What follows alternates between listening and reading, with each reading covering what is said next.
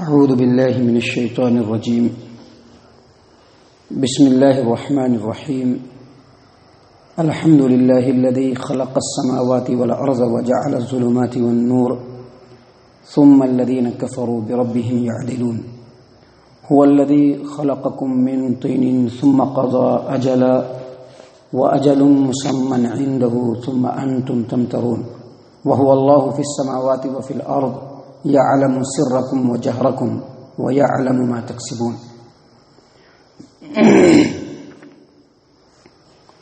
محترم سامعین کرام، یہ سورۃ الانعام ہے اور اللہ تبارک و تعالیٰ کے فضل و کرم سے کل کے درس تک سورۃ الاعراف جو کہ سورہ نمبر 7 تھی وہ کمپلیٹ، اس کا ترجمہ اور تفسیر مختلف دروس میں ہم نے اللہ تبارک و تعالیٰ کے فضل و کرم سے، اس کی توفیق اور اجازت سے آپ کی خدمت میں پیش کر دیا، اور آج سے انشاءاللہ تبارک و تعالیٰ اسی رب کائنات کی توفیق اور اجازت سے سورۃ الانعام سورہ نمبر 6 کا آغاز کرنے جا رہے ہیں، اور اللہ تبارک و تعالیٰ سے دعا کرتے ہیں کہ اللہ تبارک و تعالیٰ جس طرح سے پچھلے زمانوں میں نیکیاں ہمارے ذریعے سے تو نے مکمل کروائی ہے، رب العالمین اس صورت کو بھی اور کلام پاک کے ترجمے اور تفسیر کو بھی لوگوں کے سامنے مکمل پیش کرنے کی توفیق عنایت فرما۔ جو کچھ ہم لوگوں کے سامنے پیش کرتے ہیں اللہ تبارک و تعالیٰ پہلے اس پر مجھے اور پھر سننے والوں کو عمل کرنے کی توفیق عنایت فرما، آمین۔ محترم سامعین کرام، یہ سورۃ الانعام یہ مکی صورتوں میں سے ایک صورت ہے۔ امام عطا، امام اکرمہ اور امام عوفی، جیسا کہ تفسیر الدر المنصور اور دیگر تفسیر کی کتابوں میں ائمہ مفسرین نے بیان کیا ہے کہ یہ تینوں ائمہ رحمہم اللہ، انہوں نے عبداللہ ابن عباس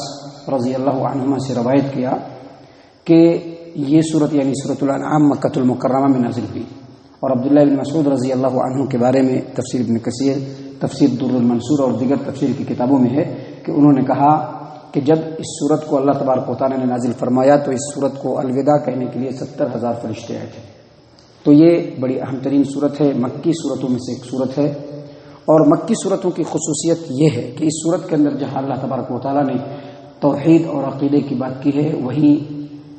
آخرت کے تعلق سے بھی مضبوط دلائل پیش کیے ہیں، اور وہیں اس صورت کے اندر اللہ تبارک و تعالیٰ نے انسانوں کے لیے یعنی مکی صورتوں کے اندر اللہ تبارک و تعالیٰ نے انسانوں کے لیے بے شمار نصیحتیں رکھی۔ مکی صورت کو کبھی بھی یہ نہ سمجھایا جائے کہ اس صورت کے اندر جو باتیں ہیں وہ مکہ والوں کے لیے نہیں، مکی صورتوں کا مطلب یہ ہے کہ اس میں خاص طور سے جو مرکزی مضمون ہے وہ انسان کو عقیدے کی طرف بلایا گیا ہے۔ اللہ تبارک و تعالیٰ کا کیا مقام ہے، نبی اکرم صلی اللہ علیہ وسلم کا کیا مقام ہے، شریعت کی کیا حیثیت ہے ہماری زندگی کے اندر، اور آخرت جو کہ ہمارے لیے آخری ٹھکانہ ہے اور جہاں ہم کو تمام کاموں کا حساب دینا ہے جا کر کے، اس کے بارے میں فکر کرنا، اس کی طرف خصوصی طور پر ترغیب دیا جاتا ہے۔ اور چاہے جس زمانے کا انسان ہو اس کے لیے مکی صورتوں کے اندر بھی بہت ساری نصیحتیں ہوتی ہیں۔ تو آپ دیکھیے اللہ تبارک و تعالیٰ اس صورت کے اندر آغاز میں ہی بیان کر رہے ہیں،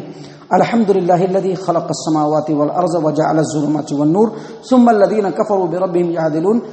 تمام کی تمام تعریفیں اس اللہ تبارک و تعالیٰ کے لیے ہے جس نے آسمانوں کو پیدا کیا، زمینوں کو پیدا کیا، وجعل الظلمات والنور، اور آسمان اور زمین کے درمیان جو دنیا ہے اس میں اللہ تبارک و تعالیٰ نے روشنی بھی بنائی اور تاریکی بھی بنائی۔ پورے کائنات کے اندر اللہ تبارک و تعالیٰ نے روشنی بھی بنائی اور تاریکی بھی بنائی۔ اس کے بعد اللہ تبارک و تعالیٰ فرماتے ہیں ثم الذین کفروا بربہم یعدلون، وہ اللہ تبارک و تعالیٰ جس نے زمین اور آسمانوں کو بنایا اور جس نے روشنی اور تاریکی کو بنایا، اتنا تمام کرنے کے باوجود بھی جو کافر لوگ ہیں وہ اپنے رب کے ساتھ دوسروں کو برابر اور ہمسر قرار دیتے ہیں۔ دراصل اس آیت کریمہ میں اللہ تبارک و تعالیٰ نے ان مشرکین مکہ کو مخاطب کیا ہے جو یہ عقیدہ رکھتے ہیں کہ اللہ تبارک و تعالیٰ ہی زمین و آسمان کا پیدا کرنے والا ہے،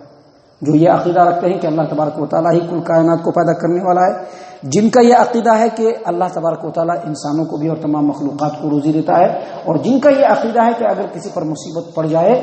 تو اللہ تبارک و تعالیٰ اس کی مصیبت سے اس کو بیڑا پار کر لگانے والا ہے، اور ہر طرح کی انسانی ضروریات کو اللہ تبارک و تعالیٰ اور مخلوقات کی ضروریات کو پورا کرنے والا ہے۔ ان کو مخاطب کرتے ہوئے اللہ تبارک و تعالیٰ فرما رہے ہیں. حالانکہ یہ مخاطب صرف وہی نہیں ہے، کیونکہ قرآن کریم کی کوئی بھی آیت جب نازل ہوتی ہے اس کا ایک حکم اگر خاص ہوتا ہے تو باقی اس کے جو معانی اور مفہوم ہوتے ہیں وہ پوری دنیا پر لاگو ہوتے ہیں. تو اللہ تبارک و تعالیٰ نے اس میں اگرچہ مکہ والوں کو مخاطب کیا ہے لیکن اس کے مخاطب تمام کے تمام انسان ہیں. اور آپ اس آیت کریم کے معنی اور مفہوم پر غور کریں گے تو پتہ چلے گا کہ آج کے دور میں بھی بہت سارے ایسے مسلمان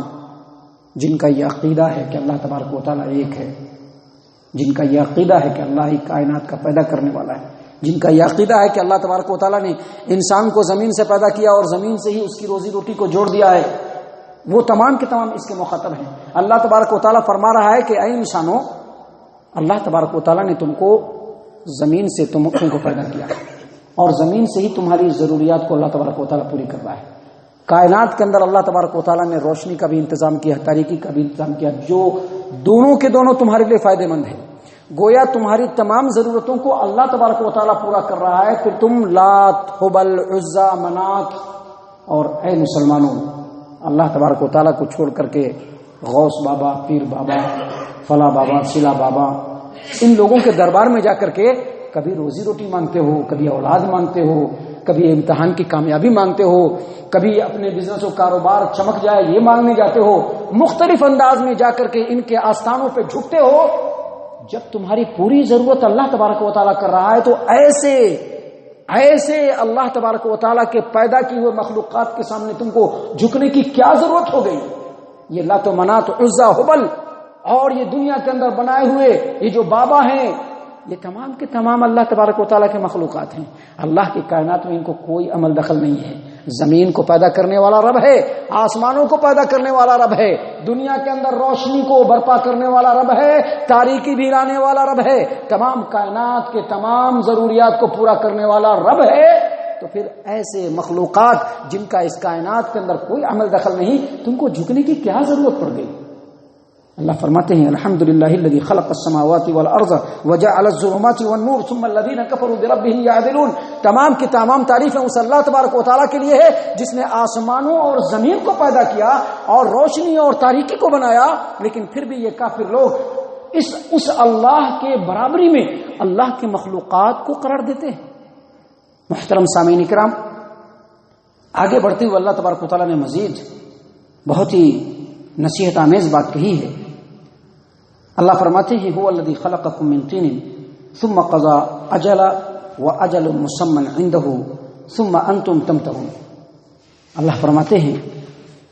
وہی وہ اللہ تبارک و تعالیٰ ہے جس نے تم لوگوں کو مٹی سے پیدا کیا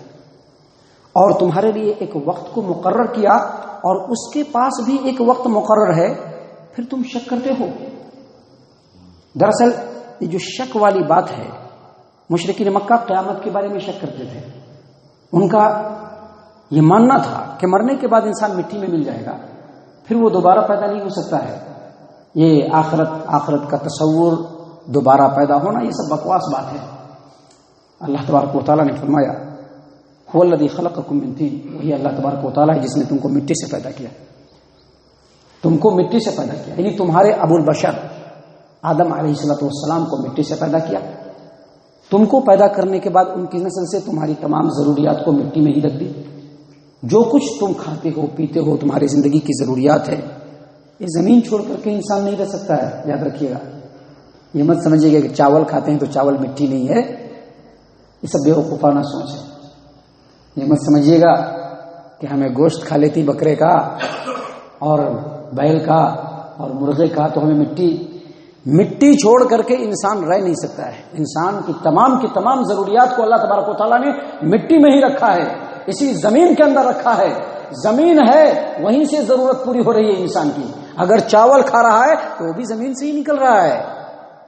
اگر یہ جانور کا گوشت کھا رہا ہے تو وہ بھی زمین سے نکلے ہوئے چارے کو ہی کھا کر کے موٹا ہوتا ہے، فروا ہوتا ہے، تازہ ہوتا ہے، تو پھر اس کے گوشت کو ہم کھاتے ہیں. تو اللہ تبارک و تعالیٰ فرماتے ہیں کہ ابو البشر آدم علیہ السلام کو اللہ نے مٹی سے پیدا کیا اور تم کو ان کی نسل میں بنایا اور تمہاری تمام ضروریات کو اللہ تبارک و تعالیٰ نے مٹی سے جوڑ دیا. اور ایک وقت آئے گا جس کو اللہ نے مقرر کر کے رکھا ہے، موت. تو اس وقت اللہ تبارک و تعالیٰ پھر تم کو اسی مٹی میں ملا دے گا اور پھر ایک وقت مقرر کر کے اللہ تبارک و تعالیٰ نے رکھا ہے قیامت کا دن، پھر اسی مٹی سے اللہ تبارک و تعالیٰ تم کو زندہ کرے گا، اسی مٹی سے نکالے گا اللہ تبارک و تعالیٰ۔ پھر ذرا اس پر غور کرو اے انسانوں، تو نہ تو اللہ تبارک و تعالیٰ پر شک رہے گا اور نہ ہی قیامت کے دن پر شک رہے گا کہ جب اللہ تبارک و تعالیٰ مٹی سے ہی انسان کو پیدا کر رہا ہے اور پھر مرنے کے بعد وہ مٹی میں ہی مل جا رہا ہے، تو پھر اللہ تبارک و تعالیٰ دوسری مرتبہ قیامت کے میدان میں تم کو مٹی سے کیوں نہیں پیدا کر سکتا ہے؟ جب اللہ تبارک و تعالیٰ نے تم کو پیدا کیا تھا اس وقت تمہارا کوئی نمونہ نہیں تھا، کوئی سیمپل نہیں تھا۔ ابھی کیا ہے، آپ دیکھیں گے کہ جب کسی کمپنی کی طرف سے کپڑے کا یا کسی بھی چیز کا آرڈر آتا ہے تو پہلے اس کا سیمپل آتا ہے، سیمپل بالکل اسی طرح کا تیار کرنا ہے۔ جب سیمپل آتا ہے تو اس سیمپل کو دیکھ کر کے 1000 2000 5000 10,000 لاکھ کتنا ہوتا ہے کاریگر تیار کر دیتا ہے۔ رب العالمین نے تو بغیر سیمپل کے تم کو پہلے پیدا کیا، بغیر سیمپل کے پیدا کیا۔ اب جب تم کو رب العالمین نے پہلے پیدا کر دیا مٹی سے اور پھر مٹی میں تم مدغم ہو گئے، تو کیا رب العالمین دوبارہ تم کو نہیں پیدا کر سکتا ہے؟ اگر اس پر غور کرو تو نہ تو اللہ پر شک رہے گا اور نہ ہی قیامت کے دن پر شک رہے گا۔ محترم سامعین کرام، اگلی جو آیت کریمہ ہے اس میں بھی اللہ تبارک و تعالیٰ نے بہت ہی اہم ترین بات کہی ہے۔ اللہ تبارک و تعالیٰ یہاں پر، اس سے پہلے میں بتلا دوں، یہ جو آیت نمبر 2 ہے جس میں اللہ تبارک و تعالیٰ نے فرمایا کہ وہی وہ ذات گرامی ہے جس نے تم کو مٹی سے پیدا کیا اور تمہارے لیے ایک وقت کو مقرر کیا اور اس کے پاس بھی ایک وقت مقرر ہے، پھر بھی تم شک کر رہے ہو۔ تو یہاں پر جو پہلا وقت مقرر ہے اس سے مراد انسان کی موت ہے۔ اور یاد رکھیے، یہ جو ہم لوگ جب تک چل پھر رہے ہیں تب تک ہمارے وارے نیارے ہو رہے ہیں، ہمیں ہریالیاں سوج رہی ہیں، مرنے کے بعد ہی قیامت کا آغاز ہو جائے گا۔ موت کو رب العالمین اور اللہ کے رسول صلی اللہ علیہ وسلم نے قیامت صغریٰ کہا ہے۔ اللہ کے رسول صلی اللہ علیہ وسلم نے فرمایا کہ انسان مرا، قیامت وہیں سے شروع، مرا قیامت وہیں سے شروع، کیونکہ مرنے کے فوراً بعد قبر میں جائیں گے تو پھر آپ سے پوچھ گچھ شروع ہو جائے گا، کیا کر کے آئے دنیا میں، دین کے بارے میں کیا کیا، رب العالمین کے بارے میں کیا کیا، پیارے رسول صلی اللہ علیہ وسلم کے بارے میں کیا کیا، پوچھا جائے گا۔ وہاں پر مومن اور منافق میں فرق ہو جائے گا، مومن اور کافر میں فرق تو ہے ہی، یہ مومن منافق میں فرق ہو جائے گا۔ جو منافقین ہوں گے ان کی زبانیں گنگ ہو جائیں گی، ہاں ہاں ہاں کے علاوہ کچھ نہیں نکلے گا، اور جو مومنین ہوں گے وہ کہیں گے کہ ہمارا رب تو اللہ تبارک و تعالیٰ ہے، ہمارا دین تو دین اسلام ہے۔ ابھی کتنی سلیس انداز میں کہہ دے رہا ہوں، یہ سلیس انداز نہیں رہے گا، اندر تک ڈھیلا ہو جائے گا، ہاں ہاں کے علاوہ کچھ نہیں نکل پائے گا۔ مومن اور منافق میں وہیں سے فرق ہو جائے گا، وہیں سے قیامت کا آغاز ہو جائے گا۔ اور جو دوسرا جو وقت مقرر ہے وہ قیامت کا دن ہے۔ محترم سامعین اکرام، اگلی آیت کریمہ آیت نمبر 3 میں اللہ فرماتے ہیں وَهُوَ اللَّهُ فِي السَّمَاوَاتِ وَفِي الْأَرْضِ يَعْلَمُ سِرَّكُمْ وَجَهْرَكُمْ وَيَعْلَمُ مَا تَكْسِبُونَ۔ وہی اللہ تبارک و تعالیٰ ہے جو آسمانوں میں بھی ہے اور زمینوں میں بھی ہے، وہی وہ اللہ تبارک و تعالیٰ ہے جو آسمانوں میں بھی ہے اور زمینوں میں بھی ہے۔ وہ تمہارے پوشیدہ بات کو بھی جانتا ہے جو بالکل چھپا کر کے کرتے ہو تاکہ لوگ سمجھے نہیں۔ انسان چھپا کے ہر طرح کے کام کرتا ہے، اچھا کام بھی کرتا ہے، لوگوں کو بیوقوف بنانے والا بھی کام کرتا ہے اور سمجھتا ہے کہ اگلے آدمی کو معلوم نہیں ہو سکا، اور دوسری طرح کی بھی کام کرتا ہے۔ تو اللہ فرماتے ہیں کہ وہ تمہارے چھپے ہوئے بات کو بھی جانتا ہے اور تمہارے کھلے ہوئے بات کو بھی جانتا ہے، اور جو کچھ تمہارے کرتوت ہیں، کام ہے، اعمال ہیں، اللہ تبارک و تعالیٰ ان تمام کو جانتا ہے۔ یعنی اللہ تبارک و تعالیٰ اس آیت کریمہ میں یہ بیان فرما رہے ہیں کہ وہ اللہ تبارک و تعالیٰ جو تمہارے اوپر آسمان ہے اور تمہارے نیچے زمین ہے، آسمان و زمین کے درمیان بلکہ پورے کائنات کے اندر جو نظام ہے وہ پورا اختیار اللہ تبارک و تعالیٰ کے ہاتھ میں ہے، پورا نظام رب العالمین کے اختیار میں ہے، ہاتھ میں ہے۔ وہ اللہ تبارک و تعالیٰ تمہارے ظاہر کو بھی جان رہا ہے، تمہارے باطن کو بھی جان رہا ہے، تمہارے وہ اعمال بھی جان رہا ہے جو تم لوگوں کے سامنے کر رہے ہو، تمہارے وہ ایکٹیویٹیز کو بھی دیکھ رہا ہے جو تم لوگوں کے پیچھے کر رہے ہو، تمہارے دلوں کے بھید تک کو جانتا ہے، تمہارے آنکھوں کی خیانت تک کو اللہ تبارک و تعالیٰ جانتا ہے، دلوں میں اٹھنے والے وسوسے کو بھی رب العالمین جانتا ہے۔ لہذا اللہ تبارک و تعالیٰ سے ڈر کر کے رہو، دنیا کے اندر ویسے ہی اعمال انجام دو جس کو رب العالمین پسند کرتا ہے۔ یہاں پر جو آیت کریمہ میں اللہ تبارک و تعالیٰ نے فرمایا کہ وہی وہ اللہ تبارک و تعالیٰ ہے جو آسمانوں میں بھی ہے، زمینوں میں بھی ہے، اسی سے بعض گمراہ کن لوگوں نے یہ عقیدہ ایجاد کر دیا کہ اللہ تبارک و تعالیٰ ہر جگہ موجود ہے، اللہ تبارک و تعالیٰ ہر جگہ حاضر و ناظر ہے، اور بعض لوگوں نے یہ عقیدہ اپنی طرف سے گھڑ لیا کہ اللہ تبارک و تعالیٰ ہر ایک کے اندر ہے، انسان کے اندر بھی ہے، حیوان کے اندر بھی۔ بعض دیکھیں گے نا، بعض لوگ کہتے ہیں اللہ تبارک و تعالیٰ تو دلوں میں بستا ہے، ہمارا بھگوان تو ہمارے دل میں بستا ہے۔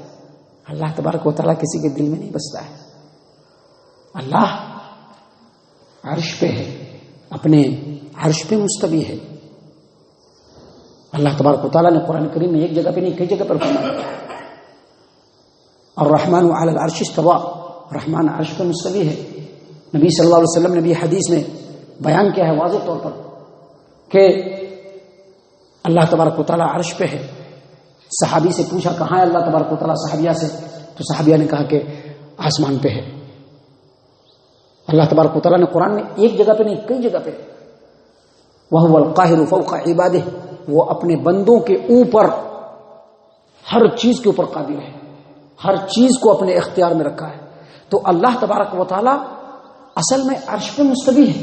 لیکن رب العالمین کا علم، رب العالمین کی قدرت، رب العالمین کا سمع، رب العالمین کا دیکھنا سننا، یہ کائنات کے ذرے ذرے میں ہے۔ جیسا کہ میں نے اس سے پہلے کئی بار بیان کیا بتلایا ہے کہ اللہ تبارک و تعالیٰ کی ذات گرامی تو وہ ہے کہ جب سخت کالی رات ہو، اس سخت کالی رات میں سخت سیاہ پتھر ہو، کالا پتھر ہو، اس کالے پتھر پہ کالی چمٹی جب رینگتی ہے تو اللہ رب العالمین اس کے دھمک کو بھی سنتا ہے۔ تو اللہ تبارک و تعالیٰ اپنے سننے کے اعتبار سے، دیکھنے کے اعتبار سے، علم کے اعتبار سے پورے کائنات کے اوپر ہر وقت محیط ہے، لیکن اللہ تبارک و تعالیٰ عرش پر مستوی ہے۔ یہ عقیدہ رکھنا چاہیے۔ اس کے علاوہ جو عقیدہ ہے وہ گمراہ کن عقیدہ ہے، جس کے بارے میں بعض ائمہ نے کہا کہ اگر جو عقیدہ رکھتا ہے کہ اللہ تبارک و تعالیٰ عرش پر مستوی نہیں ہے وہ کافر ہے۔ اللہ تبارک و تعالیٰ ہم تمام کو ان باتوں کے اوپر غور فکر اور تدبر کرنے کی توفیق عنایت فرمائے، ہم تمام کو ہمارا رب صحیح معنوں میں مومن اور مسلمان بنائے، جنت الفردوس میں جگہ عطا فرمائے۔ اے اللہ ہم تمام کو جہنم سے پناہ دے، اے رب العالمین ہم تمام کو جہنم سے پناہ دے، اے مالک الملک ہم تمام کو جہنم سے پناہ دے، آمین یا رب العالمین۔ وما علینا الا البلاغ المبین۔